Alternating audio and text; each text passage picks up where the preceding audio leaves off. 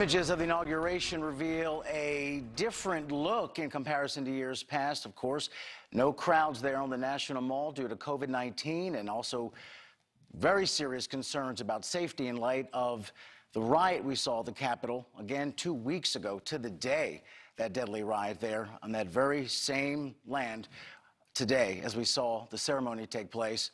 The National Guard troops, other law enforcement, of course, spread all across D.C.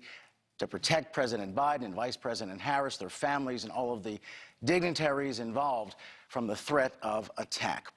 There were a few scattered arrests, but no major disruptions reported today.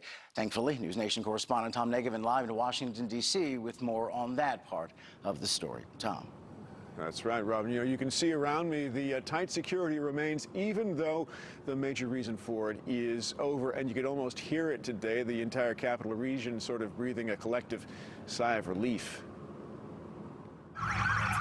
It's a city awash in motorcades, lights and sirens everywhere, along with unscalable steel fence topped with razor wire and 25,000 members of the National Guard.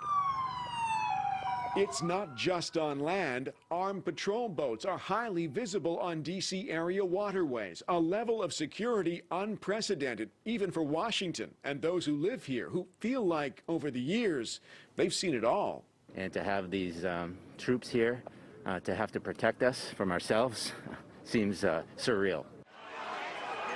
Locals understand more than most the reason for the heightened state of alert, the attack on Capitol Hill January 6th, and the threat of more unrest to follow, casting a long shadow over today's historic events, but not a lasting one, according to Missouri Republican Senator Roy Blunt, who chaired the inauguration committee for the second time in a row. I'm pleased that we did it as effectively as we did. Pleased people all over the world got to see it. They were able to look at that and see that our democracy still thrives. We hope to be better all the time than we have been, but we need to project that important message to the world, and I hope that's what we did today. Striking a very optimistic tone there, but all of this happening exactly 2 weeks to the day since violent, angry Trump supporters stormed the Capitol, leaving 5 dead, which is the reason so many of the security precautions will outlast the inaugural itself.